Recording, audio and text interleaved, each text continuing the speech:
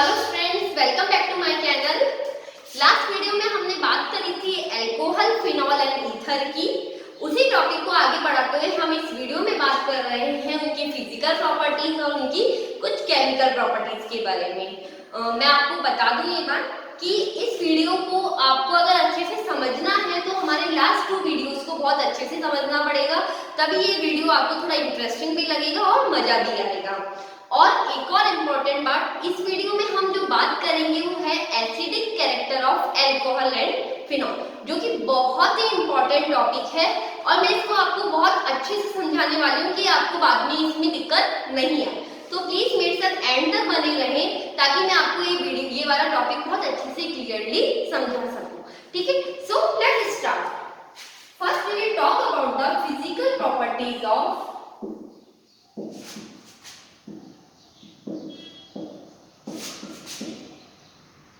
Alcohol and phenol. देखिए, आप हमेशा बोलते जाते हैं फर्स्ट प्रॉपर्टी जो है बॉइलिंग पॉइंट के बारे में, कि जैसे जैसे मास बढ़ता जाता है, मॉलिक्यूलर मास जैसे जैसे बढ़ता जाता है, वॉन डेर वाल फोर्स भी स्ट्रॉन्ग होता जाता है। Strong van der Waals force होने के कारण बॉइलिंग पॉइंट भी इंक्रीज होता जाएगा। तो first molecular mass increase, van der Waals force भी increase and boiling point भी increase होता जाएगा। क्लियर है? सेकेंड हम बात कर रहे हैं कि अगर ब्रांचिंग बढ़ती जाती है, सेम है, जैसे मान लीजिए ब्यूटेनॉल है या फिर ब्यूटेन 2 है, तो ब्रांच बढ़ गया ना इसमें। तो ब्रांच बढ़ने पर क्या होता है, हमने पहले भी बात करी थी, ये सरफेस एरिया डिक्रीज हो जाता है। जैसे मान लीजिए 4 कार्बन का एक ब्यूटेनॉल ये है और एक 4 कार्बन का ब्यूटेनॉल ये है। यहाँ आप देख रहे हैं यहाँ पे स्फीयर बन गया, तो स्फीयर का सरफेस एरिया कम होता है। ठीक है, सरफेस एरिया कम होने के कारण वॉन डेर वाल फोर्स भी कम हो जाता है, तो बॉइलिंग पॉइंट भी कम हो जाएगा। तो इन दो को इंपॉर्टेंट है, ध्यान रखिए। थर्ड, जो हमारे अल्कोहल एंड फिनॉल्स हैं, इनका बॉइलिंग पॉइंट जो होता है वो ज्यादा होता है, उसके कॉरस्पॉन्डिंग एल्कीन से। क्या मतलब हुआ इसका? हमने बात करी है, मान लीजिए इथेनॉल की 2 कार्बन का और उसका एल्केन क्या होगा, इथेन। तो इसका बॉइलिंग पॉइंट ज्यादा क्यों होगा? Because of the hydrogen bond. देखिए, आप जानते हैं ना अल्कोहल जो है हाइड्रोजन बॉन्ड बनाता है। तो देखिए, ये जो डॉट वाला बॉन्ड है वो क्या डिनोट करता है? हाइड्रोजन बॉन्ड को डिनोट करता है। तो ये 3 इंपॉर्टेंट पॉइंट हैं इसके फिजिकल प्रॉपर्टीज के। एंड द लास्ट, वो मैं ऊपर लिख देती हूँ कि इसके जो सॉल्यूबल होते हैं इन वाटर। अब वाटर में सॉल्यूबल क्यों होंगे? तो ऑर्गेनिक कंपाउंड है, लेकिन ये क्या करते हैं? हाइड्रोजन बॉन्ड बनाते हैं, इसलिए ये वाटर में डिसॉल्व हो जाते हैं। लेकिन यहाँ पे एक बात और ध्यान रखना है, जैसे जैसे मॉलिक्यूलर मास उनका बढ़ता जाता है, मॉलिक्यूलर मास इंक्रीज हो जाता है, सॉल्युबिलिटी जो है वो डिक्रीज हो जाती है।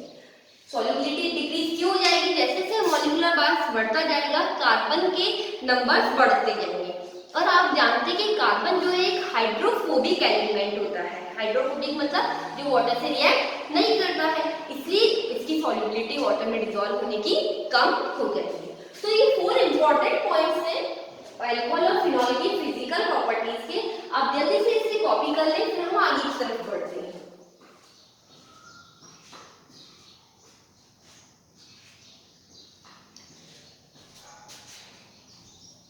ओके, तो हम इसके इक्वेशन कर लेते हैं।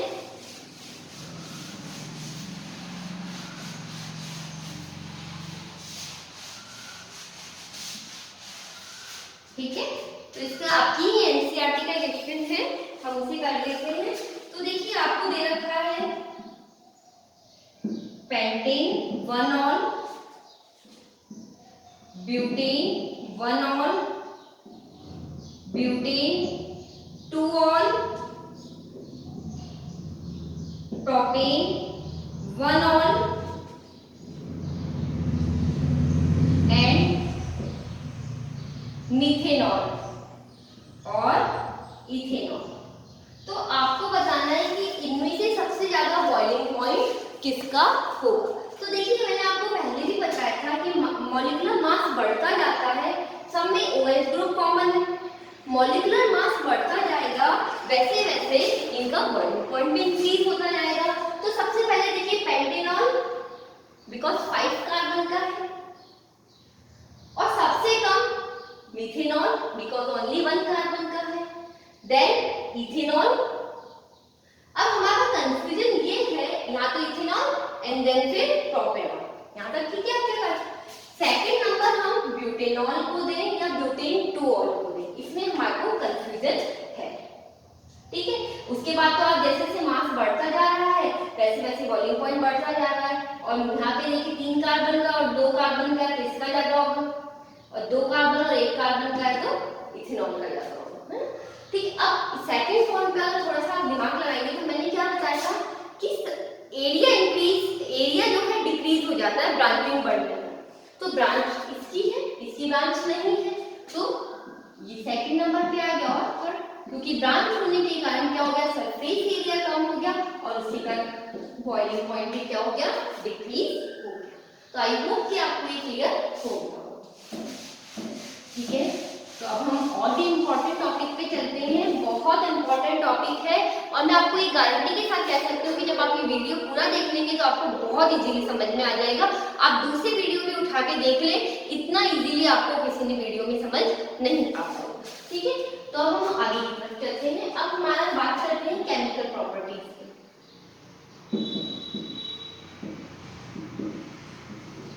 अल्कोहल और फिनॉल। तो यहाँ देखिए अल्कोहल एक बहुत ही वर्सेटाइल प्रॉपर्टी शो करता है, बहुत ही इंपॉर्टेंट प्रॉपर्टी शो करता है। इसमें 2 बॉन्ड है, एक बॉन्ड ये है और दूसरा बॉन्ड ये। अगर अल्कोहल में ये बॉन्ड ब्रेक होता है तो ब्रेक होने पर क्या होगा, RO माइनस और H+। इट मींस O के ऊपर नेगेटिव चार्ज है, किसकी तरह बिहेव किया करेगा, न्यूक्लियोफाइल की तरह। तो जब भी OH बॉन्ड ब्रेक होगा तो ये किसकी तरह बिहेव करेगा, न्यूक्लियोफाइल की तरह, ठीक है। अगर हम यहाँ बढ़े, अगर ये बॉन्ड ब्रेक हुआ R प्लस और OH माइनस, यहाँ से ब्रेक होगा तो R के ऊपर प्लस आएगा और O के ऊपर माइनस, तो प्लस मतलब ये किसकी तरह बिहेव करेगा, इलेक्ट्रोफाइल की तरह बिहेव करेगा। तो ये बहुत ही वर्सेटाइल कंपाउंड है जो न्यूक्लियोफाइल और इलेक्ट्रोफाइल दोनों की ही प्रॉपर्टी शो करता है। तो देखते हैं न्यूक्लियोफाइल की कैसे करता है। तो यहाँ देखिए ROH, कोई भी हमने कार्बन ले लिया, ठीक है। तो ये क्या करेगा, आपको पता है कि इसके ऊपर लॉन्ग पेयर है, ये इससे रिएक्ट करेगा COH, ये R इधर लिख देती हूँ, H इधर लिख देती हूँ, आगे ये ब्रेक हो जाएगा और H+ अलग से निकल जाएगा, ठीक है। इसी तरह अगर हम बात करें ROH की, रिएक्शन करवा दूं मैं HBr के साथ, तो HBr में पहले H अटैक करेगा, बनेगा ROH2 प्लस, आपको पता है अनस्टेबल है, R+ वाटर के साथ अलग निकल जाएगा, इस Br में से ये Br माइनस आएगा और बन गया RBr। तो ये बहुत इंपॉर्टेंट है, हम इसको बहुत ज्यादा आगे भी पढ़ने वाले हैं, तो इसके बारे में ज्यादा टेंशन नहीं करें, बस इतना समझें कि ये न्यूक्लियोफाइल और इलेक्ट्रोफाइल दोनों की तरह ही एक्ट करता है, ठीक है। अब हम आगे बढ़ते हैं। हम बात कर रहे हैं जब ROH में से OH बॉन्ड का क्लीवेज होता है, इट मींस ये कैसे बिहेव करता है, न्यूक्लियोफाइल की तरह बिहेव करता है। और आप यहाँ देखिए ROH में से H निकलेगा तो हम बात कर रहे हैं एसिडिक कैरेक्टर, क्योंकि H+ जो देता है वो क्या कहलाता है, एसिड क्लियर हो गया। ROH में से हम बात कर रहे हैं, जब OH बॉन्ड ब्रेक होगा इट मींस ये कैसा बिहेव कर रहा है, न्यूक्लियोफाइल की तरह बिहेव कर रहा है। इट मींस कौन सी कैरेक्टर शो कर रहा है, एसिडिक कैरेक्टर कर रहा है, क्यों कर रहा है, बिकॉज ये H+ को रिमूव कर रहा है। तो हम यहाँ बात कर लेते हैं, Na के साथ रिएक्ट करेगा, हाइड्रोजन अलग, यहाँ पे देखिए 2 मॉलिक्यूल इसके बनेंगे, सही लिखा है क्या, यस। आगे इसी NaOH के साथ भी रिएक्ट करेंगे तो सेम तरीके के कंपाउंड्स फॉर्म होंगे, ठीक है। इसे बोलते हैं सोडियम एल्कोक्साइड। अगर R की जगह CH3 ले लिया तो सोडियम मिथॉक्साइड और सोडियम इथॉक्साइड, इस तरह से इसका नाम आता है, ठीक है। आगे बात करते हैं हम, देखिए बहुत ही इंपॉर्टेंट है ये, हमने इस बार ले लिया है टर्शरी ब्यूटाइल अल्कोहल, ठीक है।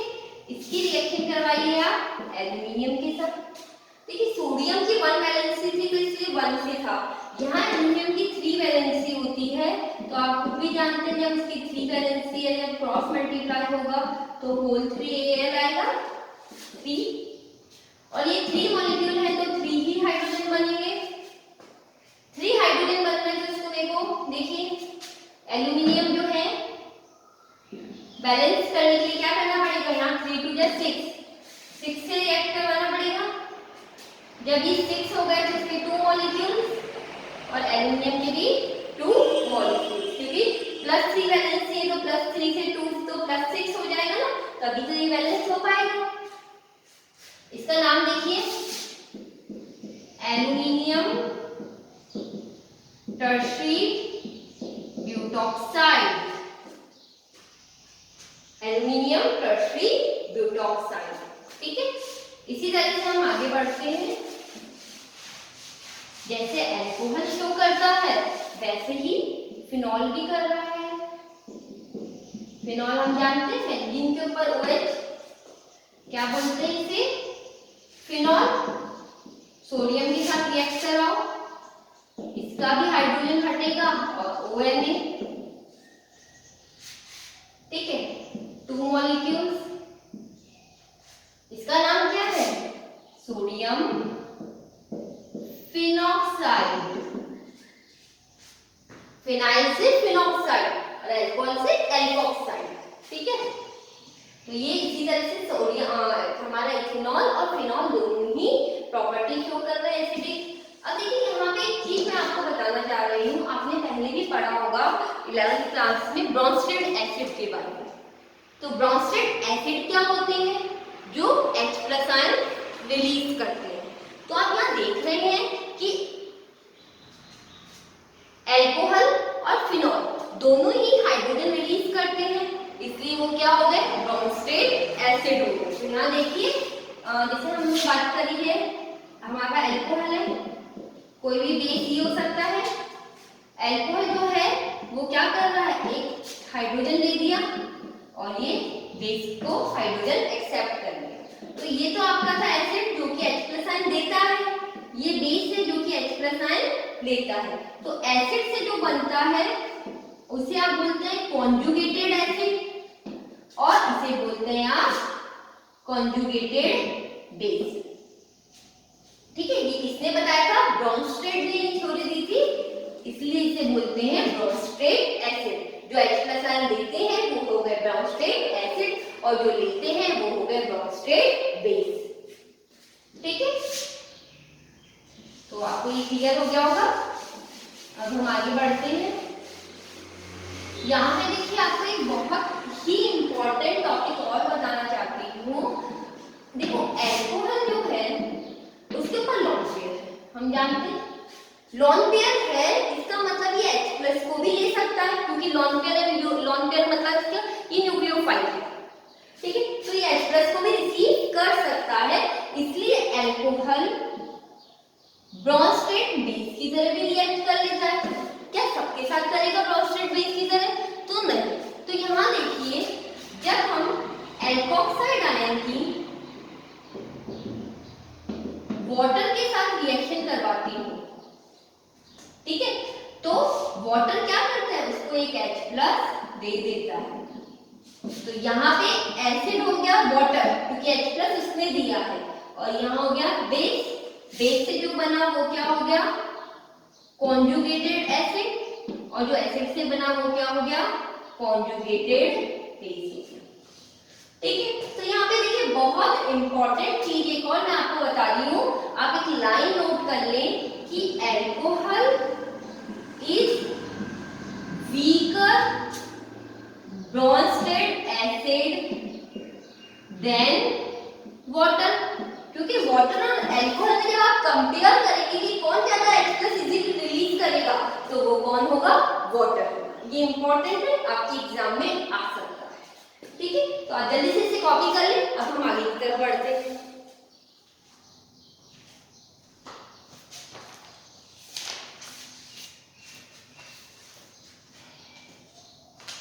ओके,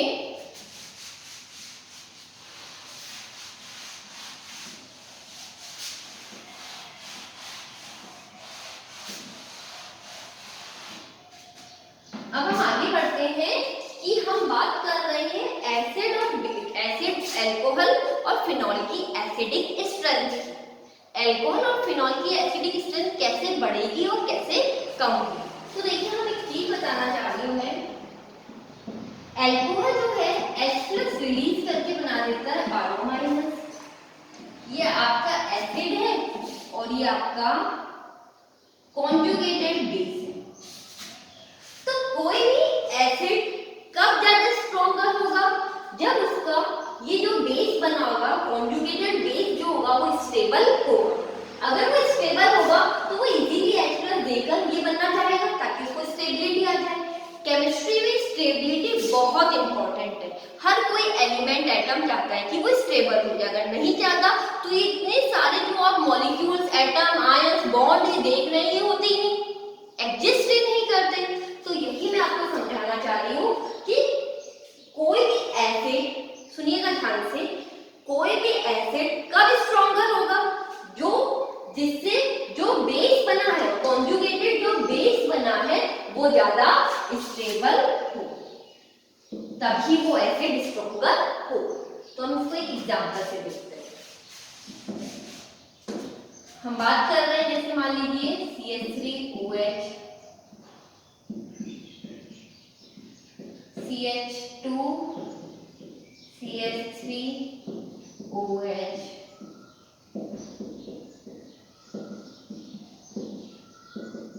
ठीक है, ये जो आपको देख रहे हैं ये सारे हमारे अल्कोहल, एक 1 डिग्री है, एक 2 डिग्री है और एक 3 डिग्री है। सब अपना अपना H+ दे देंगे और बन जाएंगे एल्कोक्साइड आयन।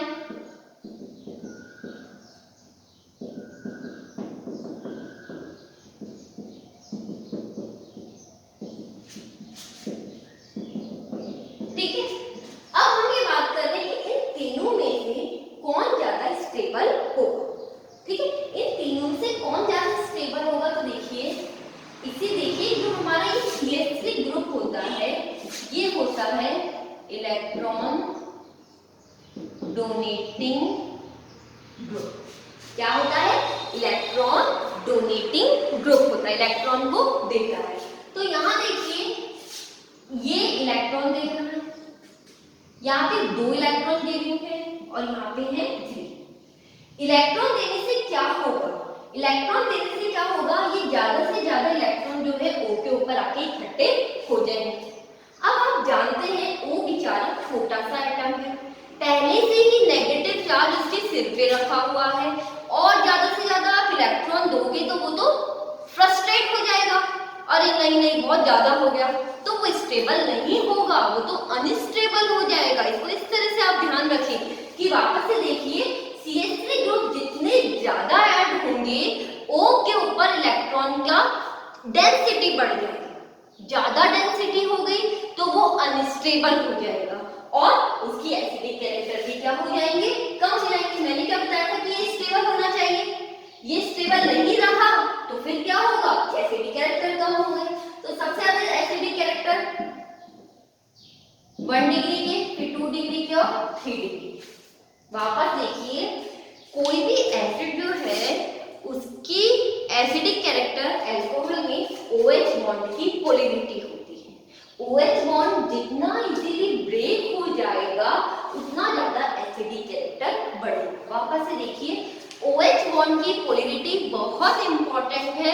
जितना ज्यादा OH बॉन्ड पोलर होगा उतनी इजीली वो H कैरेक्टर H बॉन्ड दे देगा, H इलेक्ट्रिक दे देगा। अब क्या होता है कि एक CH3 जो है इसको इलेक्ट्रॉन दे रहा है, इलेक्ट्रॉन देने के कारण OH में इलेक्ट्रॉन्स ज्यादा आ गए, ठीक है। यहाँ पे 2 दे रहा है तो और भी ज्यादा आ गया, और यहाँ पे 3 दे रहा है तो इलेक्ट्रॉन्स उसके ऊपर और भी ज्यादा आ गए और उसकी पोलैरिटी हो गई डिक्रीज। उसको इलेक्ट्रॉन नहीं देना, उसको H नहीं देना, क्योंकि उसके पास ये बॉन्ड और स्ट्रॉन्ग होता जा रहा है। ये सब इलेक्ट्रॉन दे रहे हैं, उसके बाद बॉन्ड यहाँ पे पहुंच गया है। जितना ज्यादा इलेक्ट्रॉन यहाँ पहुंचेंगे ये वाला जो बॉन्ड है ये स्ट्रॉन्ग होगा और इजीली ब्रेक नहीं होगा। जब इजीली ब्रेक नहीं होगा तो एसिडिक कैरेक्टर डिक्रीज हो जाएंगे। वापस से देखिए, किसी अल्कोहल की एसिडिक कैरेक्टर OH बॉन्ड की पोलैरिटी पे डिपेंड करता है। 1, जितना ज्यादा इलेक्ट्रॉन डोनेटिंग ग्रुप प्रेजेंट होगा उतने ज्यादा OH बॉन्ड जो है वो स्ट्रॉन्ग हो जाएगा, क्योंकि O के ऊपर इलेक्ट्रॉन की डेंसिटी बढ़ गई जिसके कारण O और H के इलेक्ट्रॉन अट्रैक्शन बढ़ गया। अब अट्रैक्शन बढ़ गया तो वो स्टेबल हो गया और H इजीली देगा नहीं, क्योंकि जैसे अगर उसने H दिया तो ये सारे इलेक्ट्रॉन उसी के ऊपर आ गए जिसके कारण वो अनस्टेबल हो जाएगा। तो इसलिए इलेक्ट्रॉन डोनेटिंग ग्रुप क्या है, उसकी एसिडिक कैरेक्टर को कम कर देते हैं, ठीक है। अब हम इसका अपोजिट देखते हैं। अगर हमने ये बात करी, मान लीजिए कोई इलेक्ट्रॉन विड्रॉइंग ग्रुप प्रेजेंट है, लाइक NO2, COOH, CHO, ये सब इलेक्ट्रॉन विड्रॉइंग ग्रुप है। ये क्या करता है कि इनके जो इलेक्ट्रॉन है उनको अपनी तरफ खींच लेता है।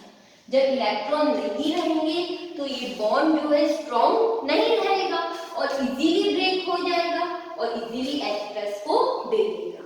समझ गए? तो जितने ज्यादा इलेक्ट्रॉन वहां मिलेंगे उतने ज्यादा बॉन्ड जो है स्ट्रॉन्ग होगा, उसकी पोलैरिटी डिक्रीज हो जाएगी और एसिडिक कैरेक्टर भी कम हो जाएगी। और कोई इलेक्ट्रॉन विड्रॉइंग ग्रुप में जो खींच रहा है तो OH बॉन्ड जो है वो भी वीक हो जाएगा और H+ वो इजीली दे देगा। क्लियर है? अब हम बात कर रहे हैं फिनॉल के एसिडिक कैरेक्टर्स की।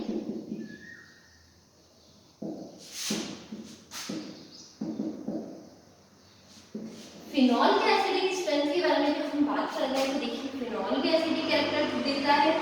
हमने ये बात कर ली थी उसकी Na के साथ रिएक्शन करवाई थी। अब ये कह रहे हैं कि यहाँ पे फिनॉल जो है वो अल्कोहल से ज्यादा बेटर एसिड है। फिनॉल जो है वो अल्कोहल से ज्यादा बेटर एसिड है। इसका रीजन क्या है? फिनॉल के ऊपर जो इलेक्ट्रॉन पेयर है वो ये बेंजीन रिंग ले लेता है ड्यू टू द रेजोनेंस।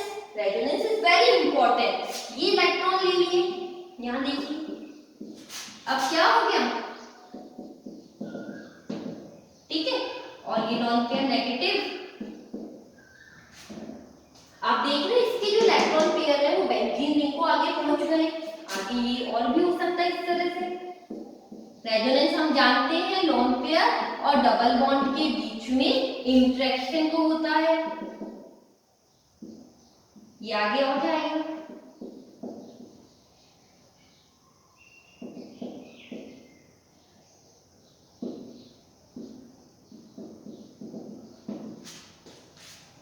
ठीक है, तो यहाँ पे देखिए फिनॉल जो है उसमें जो ऑक्सीजन है उसकी इलेक्ट्रॉन जो है उसकी बेंजीन रिंग के पास शिफ्ट हो गए हैं।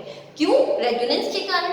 इस बेंजीन रिंग को शिफ्ट होने से क्या हुआ है, O और H के पास ज्यादा इलेक्ट्रॉन की डेंसिटी नहीं रही है और वो इजीली H+ डोनेट कर देता है, इसलिए phenol is more acidic then the alcohol. इसका एक और रीजन देखिए, एक तो रीजन ये है ही रेजोनेंस के कारण, दूसरा देखिए फिनॉल जो है अगर H+ आयन दे देता है तो ये बनाता है फिनॉक्साइड। वाई? अगर एल्कोहल जो है वो H+ दे देता है तो ये बनाता है एल्कोक्साइड। क्लियर है? अब यहाँ जो इम्पोर्टेंट है वो ये है कि यहाँ पे जो इसके लोन पेयर्स अवेलेबल प्रेजेंट हैं वो केवल कार्बन के पास ही प्रेजेंट है। एक कार्बन ही है वो जो लोन पेयर है वो केवल इस ऑक्सीजन के पास ही है, वो किसी को दे ही नहीं सकता है। तो आपको पता है जितना ज्यादा चार्ज होगा छोटे से एटम के ऊपर वो अनस्टेबल हो गया। समझ रहे हो मेरी बात? तो यहाँ पे एल्कोहल जो है उसमें एल्कोक्साइड बनने के बाद जो उसके चार्ज है वो ओनली ऑक्सीजन के ऊपर ही डिलोकेलाइज हो रहे हैं, सेंट्रलाइज हो रहे हैं उसके ऊपर ही। Why? In the case of phenoxide इसके जो इलेक्ट्रॉन्स हैं आप जानते हो ड्यू टू द रेजोनेंस वो किधर शिफ्ट हो गए हैं, इस बेंजीन रिंग की तरफ शिफ्ट हो गए हैं। तो ऑक्सीजन के ऊपर चार्ज ज्यादा अवेलेबल नहीं है तो वो ज्यादा स्टेबल हो गए। अपनी बात समझ में क्या कह रही हूँ? एक रीजन ये है कि alcohol phenol is more stable then the alcohol, the one कि फिनॉल के ऊपर में ऑक्सीजन के जो इलेक्ट्रॉन है वो पूरी बेंजीन रिंग को रेजोनेंस के कारण अवेलेबल हो रहे हैं। ठीक है? दूसरा जो फिनॉल से फिनॉक्साइड भी बनता है तो फिनॉक्साइड और एल्कोक्साइड में से कौन स्टेबल हुआ? फिनॉक्साइड। व्हाई? क्योंकि इसके जो लोन पेयर है वो अगेन बेंजीन रिंग को शिफ्ट हो गए, डिलोकेलाइज हो गया इसका charge. Why? In the alkoxide the lone pair are available only on oxygen, so वो अनस्टेबल हो। इतना ठीक है? अब हम और आगे बात करते हैं। देखिए फिनॉल में भी अगर मैं यहाँ पे एक CH3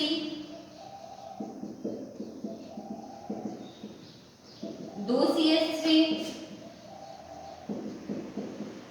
या 3 CH3 ग्रुप ऑर्थो और पैरा पे लगा देती हो तो बताइए कौन ज्यादा एसिडिक कैरेक्टर होगा?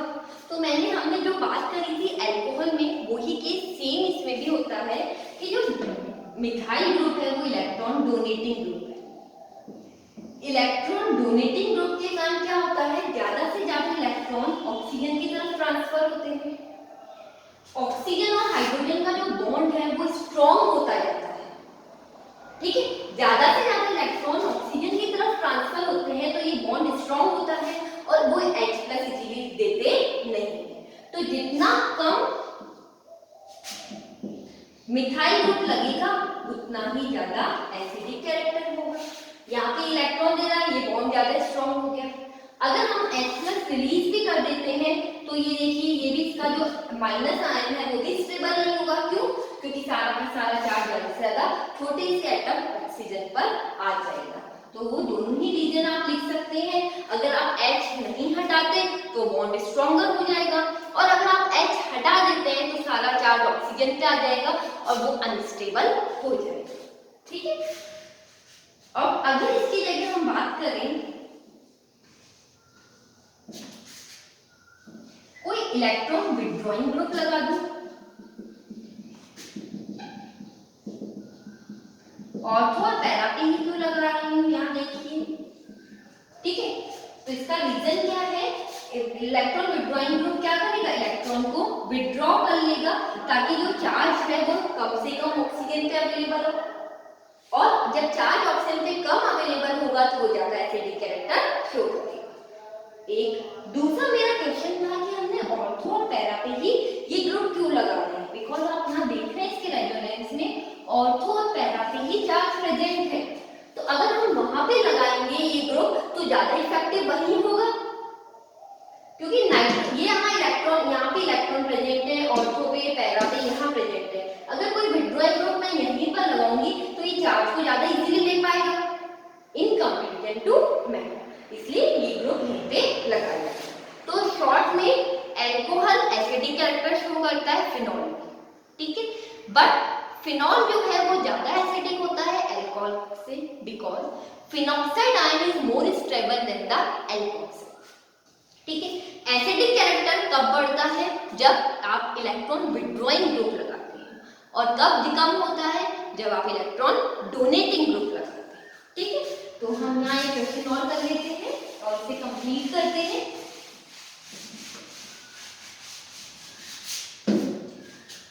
हमारा एनसीईआरटी का ही क्वेश्चन कर लेते हैं ताकि आपके लिए इजी लगे। ये propene विनॉल,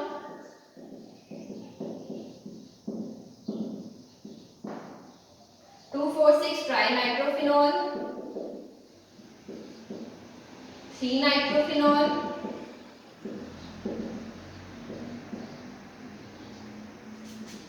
phenol and 4 methyl phenol, ठीक है। तो आपको इन 6 में से बताना है कि सबसे ज्यादा एसिडिक कैरेक्टर। हम तो बात करें, यहाँ आपका अल्कोहल भी है और यहाँ आपका फिनॉल भी है, तो आपको ये दिमाग में क्लियर है कि फिनॉल इज मोर एसिडिक, ठीक है। बट यहाँ बात करें केवल फिनॉल भी नहीं है, यहाँ पे इलेक्ट्रॉन विड्रॉइंग ग्रुप भी है। हमने बात करी थी कि इलेक्ट्रॉन विड्रॉइंग ग्रुप जो है एसिडिक कैरेक्टर को बढ़ाता है। तो यहाँ देखिए 3 विड्रॉइंग ग्रुप है, तो सबसे ज्यादा ये होगा, यहाँ ओनली 2 है, उसके बाद ये होगा, और यहाँ 1 ही है, तो इसके बाद ये होगा। ये क्लियर है? अब हमारा बात कर रहे हैं फिनॉल है, तो फिनॉल तो केवल नॉर्मल ये होगा, क्योंकि जो मिथाइल ग्रुप है वो इलेक्ट्रॉन डोनेटिंग है, वो तो क्या करेगा, कम करेगा। अब हमारा कंपैरिजन है इसमें और इसमें, ठीक है। तो आप जानते हैं कि अल्कोहल और फिनॉल में से तो फिनॉल इज मोर एसिडिक, तो उसके बाद हमारा ये देन अल्कोहल। तो इस सीरीज में आपकी एसिडिक कैरेक्टर होती है।